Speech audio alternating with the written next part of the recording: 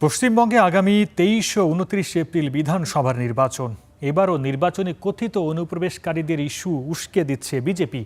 অনুপ্রবেশকারীদের জন্য পশ্চিমবঙ্গে সামাজিক ভারসাম্য বিঘ্নিত হচ্ছে, স্থানীয়দের কাজ হারাচ্ছে বলে অভিযোগ করেছেন ভারতের প্রধানমন্ত্রী নরেন্দ্র মোদী। শিলিগুড়িতে আয়োজিত জনসভায় মোদী বলেন, অনুপ্রবেশকারীদের তাড়াতে বিধানসভা নির্বাচনে বিজেপিকে জয়ী করতে হবে। বিধানসভা ভোটের প্রচারে পশ্চিমবঙ্গ চষে বেড়াচ্ছেন ভারতের প্রধানমন্ত্রী নরেন্দ্র মোদী। গতকাল একদিনে 3টি জনসভায় একটি রোড শোতে অংশ নেন প্রধানমন্ত্রী নরেন্দ্র মোদী। এদিকে ভোটের আগে রাজ্যের বেশ কয়েকজন আমলা ও পুলিশ কর্মকর্তাকে অপসারণ করেছে নির্বাচন কমিশন। নিয়োগ দেওয়া হয়েছে নতুন আধিকারিক। ভোটের আগে নির্বাচন কমিশনের এই পদক্ষেপে ক্ষোভ জানিয়েছে শাসক দল তৃণমূল কংগ্রেস।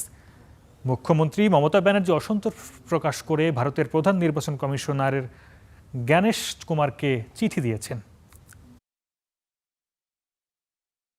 अनुप्रवेशकारीদের तड़ाव।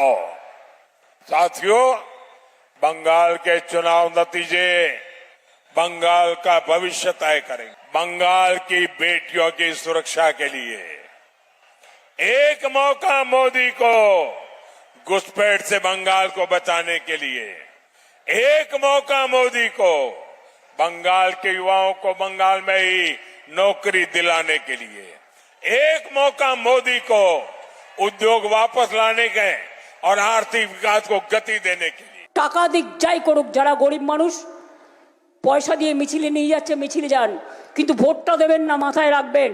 তার কারণ হচ্ছে, যদি এবার বিজেপিকে দেন ভোট, আপনার অধিকার ওই নোটবন্দির মতোই একেবারে ঘরবন্দি হয়ে যাবে। ভোটবন্দি, এসআইআর, নোটবন্দি, টাকা লুট।